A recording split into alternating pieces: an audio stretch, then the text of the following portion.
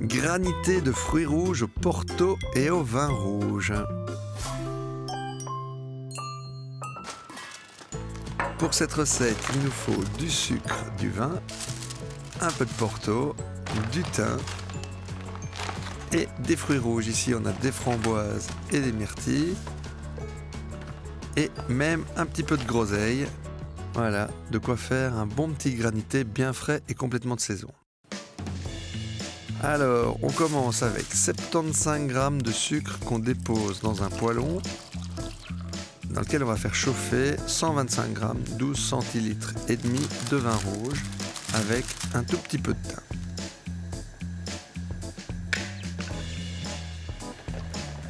Dans un bol, on dépose les fruits rouges avec là aussi 125 g de Porto cette fois. Et avec un mixeur plongeur, on mélange le tout. Voilà, ici évidemment on a quelque chose de beaucoup plus épais, bien mixé. On laisse infuser le vin là une petite dizaine de minutes. Une fois que c'est fait, on dépose dans un bol, évidemment en prenant garde d'enlever le thym, et on fait refroidir pendant le temps qu'il faut au réfrigérateur.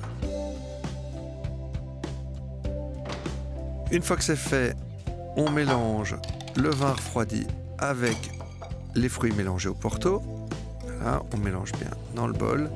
Et on va déposer dans un plat pour que ça refroidisse plus vite évidemment au congélateur.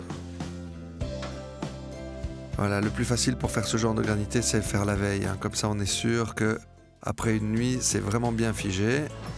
Voilà, il faut avoir quelque chose qui est bien pris. Et alors, à partir de là, c'est très facile en fait. À l'aide d'une fourchette, on vient gratter la surface et on a une vraie texture de granité. C'est très très facile à faire. On n'a plus qu'à servir dans les coupelles. Ici, on a sorti les coupelles en cristal de la grand-mère et on garnit avec quelques fruits rouges sur le dessus. Et voilà un magnifique dessert de saison. Granité de fruits rouges au Porto et au vin rouge. La recette, comme d'habitude, se trouve sur notre site delez.be. Bon appétit!